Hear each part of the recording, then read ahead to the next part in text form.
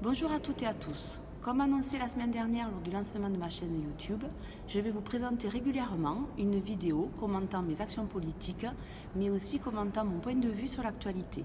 Cette semaine, mes actions politiques seront faites en direct demain sur le Salon de l'Agriculture lors de l'inauguration. Et pour l'instant, je vais vous donner mon point de vue sur l'actualité de la semaine. 3 réformes. Réforme du bac, rapport Duron-Spinota et projet de loi sur l'asile-immigration.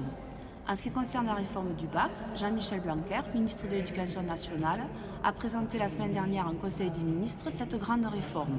On peut retenir 3 points.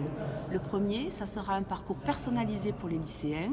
Il y aura ensuite un contrôle continu qui comptera pour 40% de la moyenne finale et surtout, une grande nouveauté, un grand oral fait par un jury en fin de cursus. En ce qui concerne les rapports Duron et Spinota, je vais surtout m'attarder sur celui de Duron. Pourquoi? Parce que c'est les réseaux routiers et que nous avons de la chance, on va dire, de voir enfin aboutir le projet de l'autoroute Toulouse-Castres avec le scénario 2. Enfin, le projet de loi sur l'asile et l'immigration que M. Collomb, ministre de l'Intérieur, nous a présenté hier à l'Assemblée nationale. Un grand projet pour déterminer enfin la différence entre un statut d'un réfugié et un statut de l'immigré.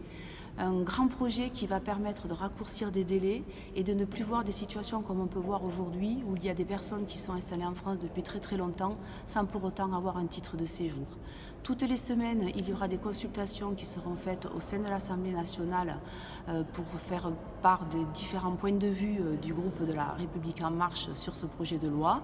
Et en ce qui me concerne, dans le Tarn, je ferai une grande consultation avant la fin du mois auprès de toutes les associations pour recueillir toutes les contributions.